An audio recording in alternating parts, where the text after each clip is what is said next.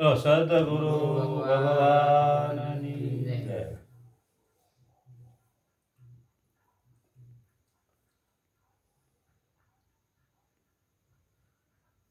જે કાંઈ આપણા મહાપુરુષોએ આજે આપણે અહીં મળ્યા છીએ સર્વે આપણી ગતગંગા બધી. પછી આ ગતગંગાની અંદર મને કોઈ નાથ સંપ્રદાય નથી બતાતો, મને કોઈ દશનામી નથી બતાતો, મને કોઈ ઉગમ કયો કે નિરાજ સંપ્રદાય કયો કે મને કોઈ બતાતો નથી. બધાની ઉપર સંતોની તો પ્રેરણા છે જ, ત્યારે જ એમને આ માર્ગ પૂજો છે અને એમને ત્યારે જ આ રસ્તો જો અમને પકડ્યો છે. જે કાંઈ એમના સમજણની ધારામાં, એકા બીજાની સમજણની ધારામાં જે એમને કાંઈ વાત થાય, પણ મારા અનુભવ પ્રમાણે પોતપોતાની જે કાંઈ એમને મેળવી એ ધારા ઉપર એ અડક ઊભા છે એવું મારા મનની અંદર જે કાંઈ મને સમજાણું એ કહું.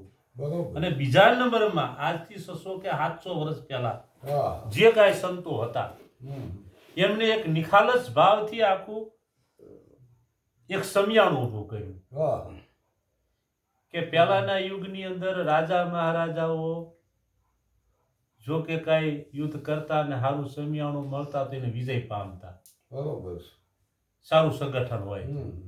એમ જે આજથી 50 કે 70 વર્ષ પછી જે સંતો આવ્યા એને જે સમિયાણું બાંધ્યું એની વાત હું તમને કરું. અને 600-700 વર્ષ પહેલા જે કાંઈ સંતોએ સમિયાણું બાંધ્યું એની પણ હું તમને વાત કરું કે 600-700 વર્ષ પહેલા જે આ મહાપુરુષો જેને કોઈ એમનું ઉદાહરણ, એમનો ભાવ કે એનો પ્રેમની વાત કરવાની મારી પાસે કોઈ શક્તિ નથી, પણ છતાંય એમની પ્રેરણાથી હું કહું કે એમાં એ નિખાલસ ભાવ કે જો રામદેવજી મહારાજ જેવા રાજાનો કુંવર, રૂપાદેવ માલદેવ રાજાના કુંવરો, પાટણનો જયમલ રાઠોડ રાજાનો કુંવર, કુંભો ને નીલલ રાજાના કુંવરો, રાવત રણસિંહ રાજાનો કુંવર, લાખો ને લોયણ રાજાના કુંવરો, સતા ઉગમસિંહ બાવા જેવા એને કોઈ દી તેદી એ સંતો એવું ન કીધું કે આ દલિત છે. અને ઈ જ્યારે ઈ બધા બેઠા હતા ત્યારે એમને એવું ન માન્યું કે હું રાજા છું તો મારે કંઈક પૂંજાવાનો ભાવ ક્યાં. જેને તમે જેમ ઘઉંનો ભડક્યું, ગોળ, ઘી આ બધો પકવાન એક કરી વાળ્યો ને જેમ કેમ સુરમાનું લાડુ બની જાય એમ એવો સુરમા ગોળે એ રસપસ બની ગયા હતા. અને એ રસપસ બની ગયા હતા એટલે એમનામાંથી ઈગમ લીગમની વાતો નીરી કે જે આજની ગીતા, આજની તમારી રામાયણ, આજનું તમારું દેવી ભાગવત કે અનેક પુરાણો પાસે જે ન નીરી એને એ વાતો કરી કે એને એવી વાતો જો કરી કે હે નર તું ઉઠીને કા લાગ્યો પાય, હે નર તું ઉઠીને કા લાગ્યો પાય, એવી વસ્તુ તારા અંદર પડી છે. મન વંકા ત્રણ નહીં ત્યાં તારો વાસ. જો તું અધર એક તસ્કરે નજર કર તો એક પ્રેમ પૂતળી બેઠી છે, હીરા મોતીની કે હાર જડી છે, અનેક કે કલરની ભાત પડી છે, સામ, સફેદ, લીલો અને પીળો. જો ધ્યાન કરતો કે પશ્ચિમ દેશમાં બંસરી વાગે છે, ધ્યાન કરતો કે નોબત વાગે છે. આપણે સવી કે કાસા મારો સદગુરુ છે સાસા, મારા સદગુરુએ મારી બાઈ પકડી મટી ઇનકી આદિ ખાણી. એવું ગુરુ પ્રતાપે આવા મહાપુરુષો અને આવા સંતો બોલ્યા કે આ વસ્તુ કોક વિરલાને જડી. બરાબર. અને એ વખતે એવા ભાવ ને એવો પ્રેમથી આ બધી વાતો થઈ એટલે એમ જુદાપણું રહ્યું નહીં. બરાબર. કે ભાણ સાહેબ બાપાના બે શિષ્ય હરખા જ હતા, એમનો દીકરો ખીમ સાહેબ અને રવિ સાહેબ. પણ ખીમ સાહેબને મનની અંદર એવી ભરાત બેઠી કે મારા બાપુએ દગો રમી અને રવિને કાંઈક જાદુ આપ્યું છે. છતાં ભાણ સાહેબને હાલવાનો ટાઈમ થયો ત્યારે ભાણ સાહેબે રવિને કીધું કે રવિ આને હું બાપ દેખાણો છું ને કાંઈક આનું ઉધાર કરીએ.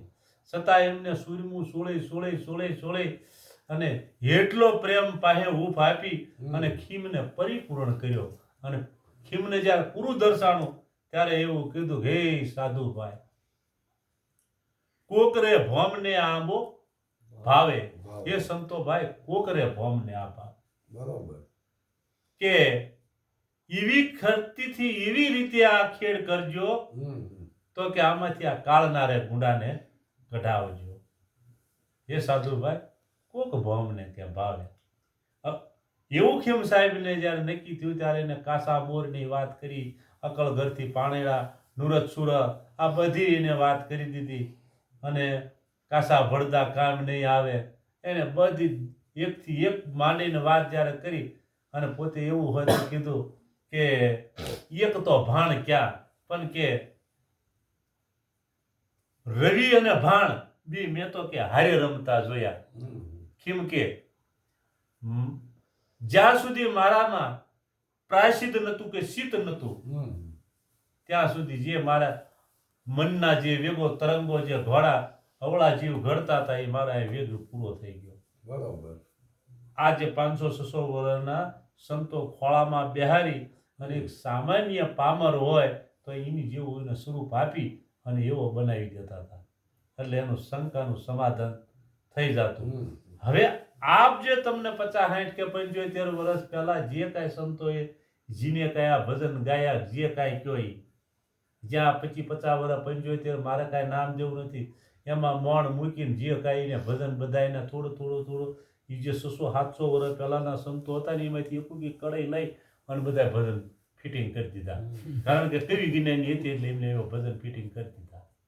અને જે ઓલું લોકશાહી અત્યારે આવ્યું 75 વર્ષ પહેલા એ 75 વર્ષ પહેલા લોકશાહી આવ્યું, જેમાં તાળી દેખાડવાની ક્યાંય મારવાની ક્યાંય, એ તાળિયા રંગ તાળિયા ઉભા થયા. બરોબર.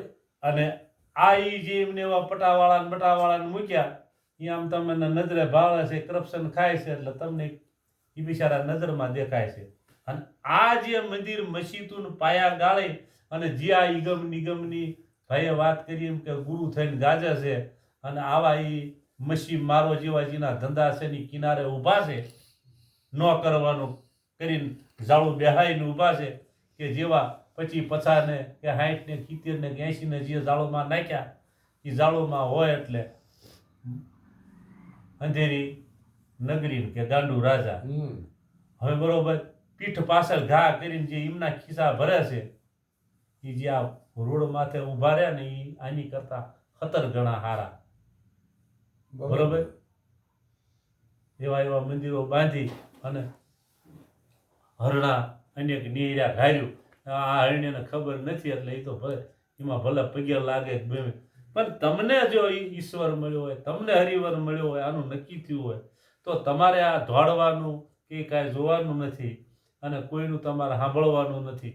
તમારા જે કર્મ અને તમારા કર્મના સિદ્ધાંતની અંદર જે કાંઈ છે કર્મનો ભોગવટો જે તમે કરશો એ તમારે આવીને ભોગવવો પડશે. પછી ગંગા સતીનું, પાનબાઈનું કે તોળાદેવનું કે રૂપાદેવના ભજનનો કોઈ આપણે વાથ દેવાની જરૂર છે નહીં. એને એ નક્કી થઈ ગયું અને એ નિખાલસ ભાવથી બોલ્યા કે આવો તો તમને આ પિંડ બહાર છે, આ પિંડ બહાર છે, આ પિંડથી પર બતાવું ગુરુદેવનો દેશ.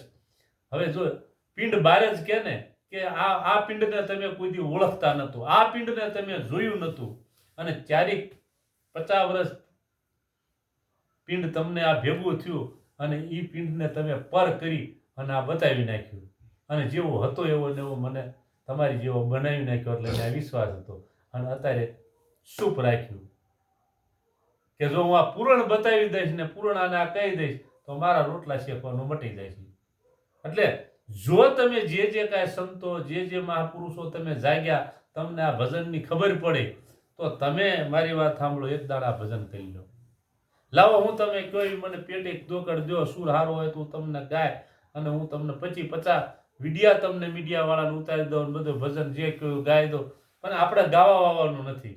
આપણે એક ભજન કઈ રીતે કરવું અને આનો આનો આનો કઈ રીતે આનો હરિ સુધી પૂગવું એ લક્ષ, તો હરિ ક્યાં છે?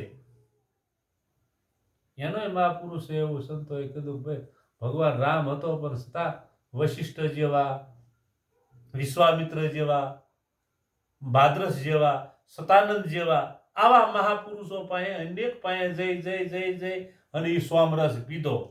અને એ સોમરસ જ્યારે પૂરણીને પીધો ત્યારે એને સીતા વરી. સીતા એટલે ભક્તિ. આ સીતા વરી એટલે રામનું કામ થઈ ગયું. પણ જો તમે બધા સંતો પાસે જઈને રામ જેવું બ્રહ્મ ચરિત્ર પાળો અને રામ જેવું નિષ્ઠકામના ભાવના મેળવો એટલે તમને પણ સીતા વરે. પણ હવે તમે જો બ્રહ્મ બની શકો તો સીતા વરે, નકર સીતા વરે એવું છે નહીં. નકર ભક્તિને તો બધાને વરવું હતું. તેથી રાવણ ને બાવણ ને બધા આવ્યા હતા. પણ રામ જેવું જો બ્રહ્મનિષ્ઠ તમે બની જાઓ તો ભક્તિ વરી સુખશે. તમારે તમારી માટે કાંઈક કરવું પડશે. જો ઈ 25,000 50,000 મેળા ભેગા કરી ત્યાં તમે ભિખારી ગોળે 50 રૂપિયા પગમાં મૂકો, તમે પગે લાગો તો તમે સ્વરૂપ તમે ઓળખી અને તમે આખું તમારો માહોલ ઉભો કરી અને ઈશ્વર ભજન કરો તો કાલ તમારે ત્યાં એક નહીં પણ જેમ જલારામની ઝૂંપડીએ 71 મહાપુરુષો સંતો આવ્યા હતા એમ તમારે ત્યાં 575 આવશે.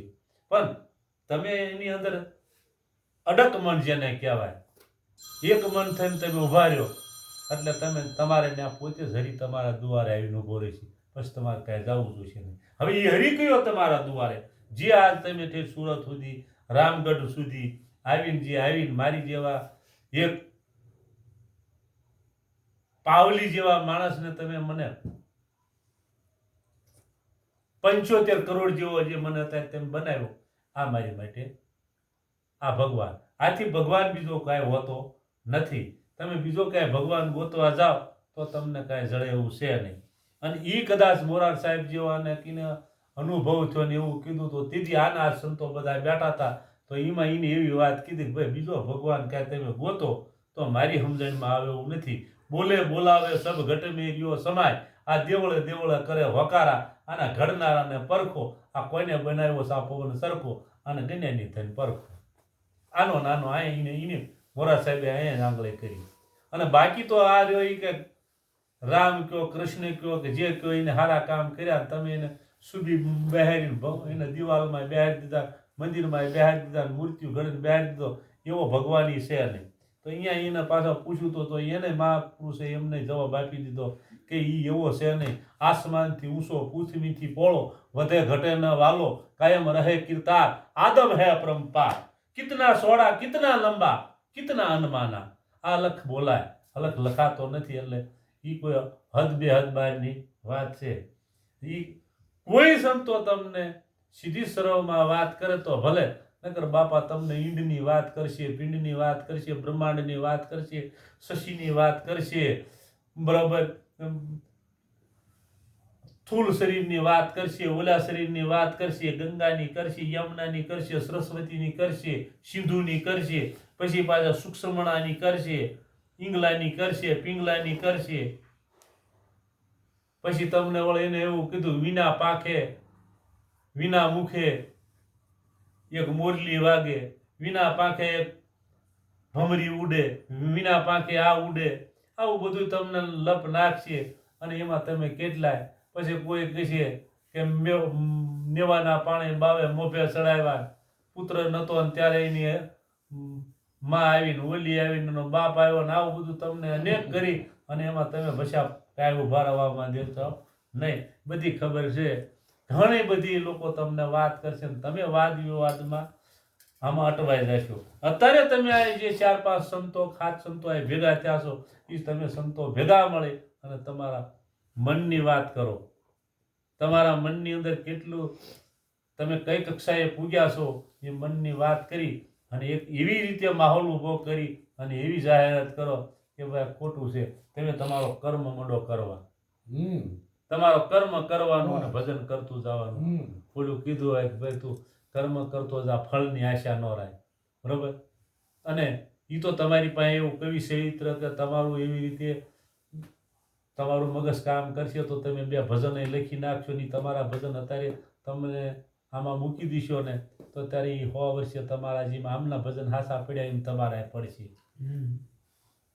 અને યુટ્યુબમાં ચડાવી દો કે આજે તમે મારી જેવાને આજ નહીં પણ આ જે તમે જે કાંઈ રામગઢ ચેનલ વાળા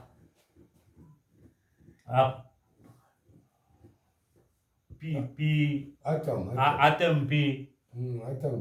આતમ ચેનલ જય ગુરુદેવ ચેનલ વાળાઓ આજ તમે જે કાંઈ મને એક પાંભરને આવી અને મારી કાલી ગેલી ભાષાની જે આ વાતો તમે લઈ જાઓ છો અને જે કાંઈ હરિભક્તો સુધી જે પુગાડો છો અને જે કાંઈ તમે કરો છો એ આજથી 50 વર્ષ પછી મારી જે પેઢી છે આ મારા કોઈ સંતાનો મારા કાકા દાદાના મામા માસીના એને ખબર પડશે કે આપણામાં આવો મહાપુરુષ હતો અને આવું ભજન કરશો અત્યારે તો મને ગાંડો જ કરતા હોય કે મારે કેવું કરે છે તેથી જો દેવાયત પંડિતે એવું ભજન બોલ્યા કે સંતોભાઈ પોરો આવશે પાપ તણો હે લક્ષ્મી લૂંટાશે લોકો તણી નહીં રાવ કે ફરિયાદ તેથી ઈ ગામની મારી પા દેવાયત પંડિત પાણા માર્યા હતા અને આ ઈ ભજનને આજ તમે વાગોળે એની માથે 20 લાખ રૂપિયા ઉડે છે ઈ ભજન બરોબર એમ આજ જે કાંઈ તમે આમ કાલી ગયેલી ભાષામાં મારી પાસેથી જે શબ્દ તમે મેળવવા આવ્યો છો એ શબ્દો આજથી 100 વર્ષ પછી એટલાય કિંમતી થાય છે એટલે હોવા થાય છે તેથી આ મારા નળિયા પાડી નહીં હું તમને કહું 31 કરોડ રૂપિયાનું મંદિર બનાવશે એટલે આ ભૂલી દુનિયા ફરે છે દિવાય પણ તમે જો સમજ્યા હો તો એક તમે તો માનો બીજા તો અજ્ઞાની નથી માને તો આપણે ભજન કાંઈ કરવું પડશે બાકી કાંઈ આપણને આપણા કર્મ કરવી છે એ આપણને ખબર જ છે એટલે જે મારા મત પ્રમાણે જે હું વાત કરું છું બરોબર જે કાંઈ 15 મિનિટ થઈ ગયો હોય તો હું મારી વાતને વિશ્રામ આપું બોલ સતગુરુ મહારાજની જય